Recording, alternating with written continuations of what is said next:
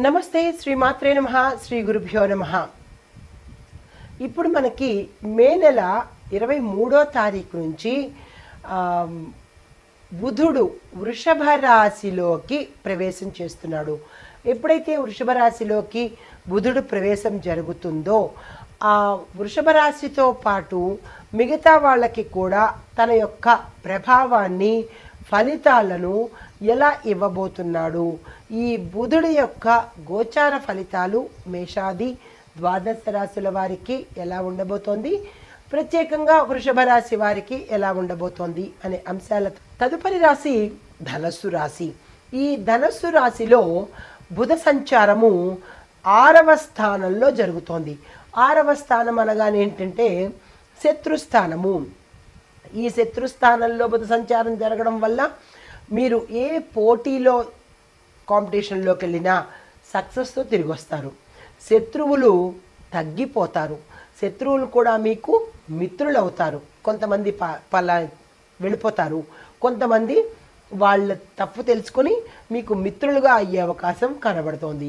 దాంతోపాటు ఉద్యోగంలో కూడా మీకు స్టెబిలిటీ లేకపోవడము, లేదా ఉద్యోగాలు మారడము, ఏమి చెయ్యాలో తెలియని పరిస్థితిలో ఉన్న వాళ్లకు ఈ సమయంలో మంచి క్లారిటీ వచ్చి స్థిరత్వం అనేది ఏర్పడుతుంది.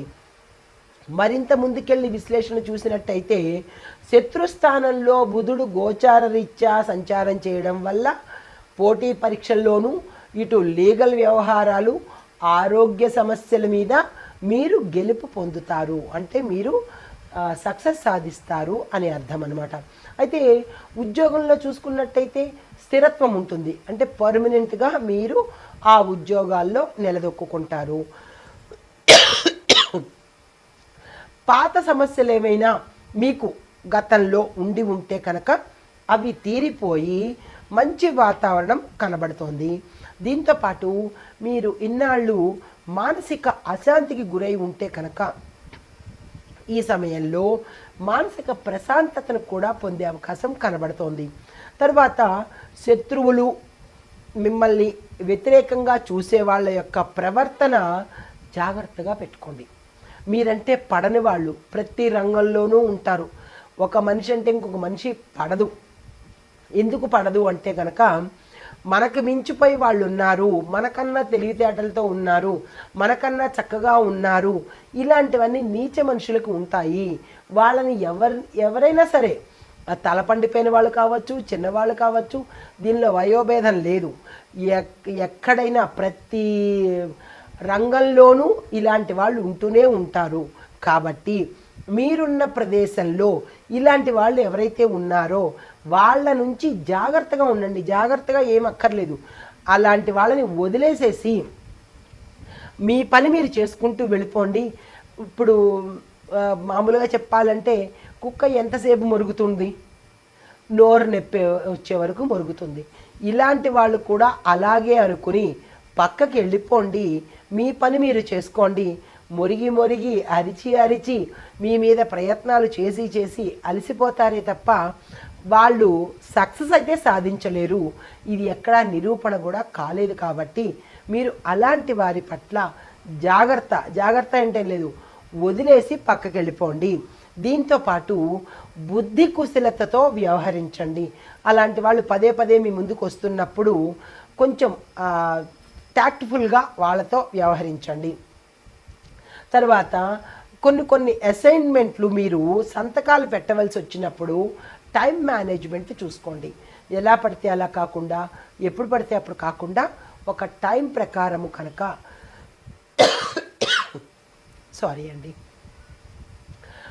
టైం ప్రకారం కనుక టైం మేనేజ్మెంట్ని ఫాలో అయినట్టయితే సమయానికి ఆ ప్రజెంటేషన్ని మీరు ఇవ్వగలుగుతారు. తర్వాత ఆరోగ్యపరంగా చూసినట్టయితే కనుక మానసిక అలసట ఎక్కువగా కనబడుతోంది. అజీర్ణం వంటి సమస్యలు కూడా, అంటే ఇండైజెషన్ ప్రాబ్లమ్స్, గ్యాస్ట్రిక్ ప్రాబ్లమ్స్, ఇలాంటివి వచ్చే అవకాశాలు కనబడుతున్నాయి. దానికి సంబంధించిన ఆహార నియమాలు పాటించుకోండి. ఇప్పుడు స్టూడెంట్స్కి చూసినట్టయితే కనుక పోటీ పరీక్షలకు ఎవరైతే వెడుతున్నారో వాళ్ళకి ఇది అనుకూలమైన సమయము. తక్షణమే దానికి సంబంధించిన ప్రణాళికలు ప్రయత్నాలు చేసుకోండి. అయితే ఏదైనా కాంపిటేటివ్ ఎగ్జామ్స్లో కానీ లేదా ఇంటర్వ్యూస్, ఓకల్ ఇంటర్వ్యూస్ అంటారు కదా, ఆ మౌఖిక ఇంటర్వ్యూస్లో మీరు చాకచక్యంగా సక్సెస్ఫుల్గా సమాధానాలు చెబుతారు. మాటలను నేర్పుతో నెగ్గుకుని వచ్చి ఇంటర్వ్యూ సక్సెస్ చేస్తారు. అయితే శుభ సూచనలు అంటే మీకు చెప్పదగిన సూచనలు ఏంటంటే, బుధవారం నాడు పచ్చని ఆకుకూరలు, పచ్చని పళ్ళను దానంగా ఇచ్చే ప్రయత్నం చేసుకోండి. దీనితో పాటు తులసి కొమ్మల దగ్గర దీపం, అంటే తులసి మొక్క దగ్గర దీపం పెట్టినట్టయితే విశేషమైన ఫలితాలు పొందే అవకాశం కనబడుతోంది. ఇది ఈ రాశిలో ఉండేవారికి బుధ సంచారం వలన చెప్పదగిన గోచార రీత్యా ఫలితాలు, పరిహారాలు, సూచనలు. నమస్తే. తదుపరి రాశి కుంభరాశి. ఈ కుంభరాశిలో బుధుడు 4వ స్థానంలో సంచారం చేస్తున్నాడు. 4వ స్థానం అంటే భోగభాగ్యాలు, సుఖ సంతోషాలు ఇలాంటి స్థానం అన్నమాట.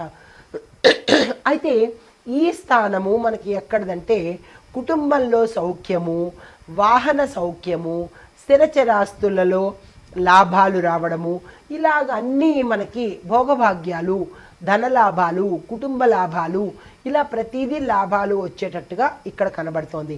మరింత విశ్లేషణగా చూసినట్టయితే కనుక బుధుడు సుఖస్థానంలో ఉండడం వల్ల కుటుంబంలో సౌఖ్యం ఉంటుంది. దాంతోపాటు ఇంట్లో కూడా ఆనందకరమైన వాతావరణం కనబడుతోంది. దీంతోపాటు ఏ నిర్ణయాలు తీసుకున్నా మీరు ఈ సమయంలో సక్సెస్ సాధించే అవకాశం కనబడుతోంది. వెంటనే ఈ సమయాన్ని వృధా చేసుకోకండి. అయితే స్థిరచరాస్తుల కొనుగోళ్ల విషయంలోనూ, ఇల్లు మార్పిడి విషయంలోనూ, వాహన యోగం విషయంలోనూ ఇవి మీకు చాలా అనుకూలంగా ఉండబోతున్నాయి. దానికి సంబంధించిన అంటే ఇల్లు వాకిలు కొనుక్కోవడం కానీ, వస్తు వాహనాలు కొనుక్కోవడం కానీ, ఇలాంటివి స్థిరచరాస్తులు కొనుక్కోవడం కానీ, ఇలాంటి వాటికి ఈ సమయము అనుకూలంగా ఉంది. దానికి సంబంధించినటువంటి ప్రణాళికలు వేసుకోండి. తల్లి యొక్క ఆరోగ్యము గతంలో ఇబ్బంది ఉంటే అది ఇప్పుడు మెరుగయ్యే అవకాశం కనబడుతోంది. నూతన గృహ నిర్మాణాలు కానీ లేదా ఇంటి డెకరేషన్ కానీ, ఇంటీరియర్స్లో మార్పు చేర్పులు చేసుకోవాలన్నా ఈ సమయము చక్కని సమయము. ఆ ప్రయత్నాలు చేసుకోండి. ఉద్యోగ విషయాల్లో గతంలో మీకు ఏమైనా టెన్షన్స్ ఉంటే అవి తగ్గిపోయి సానుకూలంగా ఉండే అవకాశం కూడా ఈ సమయంలో కనబడుతోంది. అయితే కొంతమందికి వర్క్ ఫ్రమ్ హోమ్ అంటే ఇంటి నుంచి పని చేసేందుకు అవకాశాలు కానీ లేదా గతంలో మీరు ఏదైనా అప్లై చేసుకుంటే ఇప్పుడు మీకు యాక్సెప్ట్ చేసి అది మీకు వచ్చేటట్టుగా ఈ సమయంలో కనబడుతోంది. ఇప్పుడు విద్యార్థులకు చూసుకున్నట్టయితే కనుక చదువులో మీకు ఏకాగ్రత పెరుగుతుంది. దీనితో పాటు మీరు కంబైన్ స్టడీ చేయడం కానీ లేదా ఆన్లైన్లో మీ యొక్క డౌట్స్ క్లారిఫై చేసుకోవడం కానీ ఇలాంటి ప్రయత్నాలు ఏవైనా స్టూడెంట్స్ చేస్తే కనుక వాళ్ళకి ఇది అనుకూలమైన సమయము. వెంటనే ఆ ప్రయత్నాలు చేసుకోండి. అదే మీకు చెప్పదగిన సూచనలు ఏంటంటే, బుధవారం రోజు మీ తల్లి గారికి ఎక్కువగా ఫేవర్గా ఉండేటట్టుగా ఉండండి. అంటే ఎంత బయట మీరు ఇది చేసుకున్నా, బయట పనులతో ఇబ్బందిగా ఉన్నా, టైం లేకపోయినా ప్రత్యేకంగా బుధవారం రోజు మీ తల్లితో ఎక్కువ సమయాన్ని గడిపే ప్రయత్నం చేసుకోండి. తర్వాత ఆకుపచ్చని ఆకుకూరలు ఈరోజు మీ ఆహారంలో పెట్టండి. అంతేకాని ఈరోజు మాత్రము నాన్ వెజ్ దగ్గరికి వెళ్ళకండి. శాకాహారులైతే సరే, మాంసాహారులైతే మాత్రము ఈ రోజుని మాంసాన్ని ముట్టకుండా ఉండే ప్రయత్నం తప్పనిసరిగా చేసుకోండి. ఇది ఈ రాశిలో ఉండే వారికి చెప్పదగిన గోచార రీత్యా బుధ సంచార ఫలితాలు, పరిహారాలు, సూచనలు. అయితే ఓవరాల్గా ఈ బుధ సంచారము మనకి 12 రాశులకు బుధుడు వృషభ రాశిలో సంచారం చేయడం వల్ల ఈ ఫలితాలు మనకి ఉంటాయి. అయితే ఇవి ఎప్పటి నుంచి ఎప్పటి వరకో మన ప్రేక్షకులకు తెలియజేస్తాను. ఈ డేట్లు జాగ్రత్తగా గుర్తుపెట్టుకోండి. ఈ సమయాన్ని ఎవ్వరూ వృధా చేసుకోకండి. అయితే మే నెల 23, 2025 నుంచి జూన్ 12 వరకు మాత్రమే, అంటే మే 23 నుంచి జూన్ 12 వరకు మాత్రమే బుధ సంచారము జరగబోతోంది. ఈ సమయాల్లో మీరు ఏ పనులు చేసుకోవాలనుకున్నా నేను వివరించినట్టుగా మేషాది ద్వాదశ రాశుల వారికి ఎవరెవరు ఏ సమయంలో ఏ రంగంలో ఎలాంటి పనులు చేసుకోవాలి అనేది వివరంగా తెలియపరిచాను. ఏ పరిహారాలు చేసుకోవాలో కూడా సవివరంగా తెలియపరిచాను. ఇవి గోచార రీత్యా ఫలితాలు. వాటిని అనుసరించి మీరు ఈ ఫలితాలను పొందాలి అని కోరుకుంటూ నమస్తే.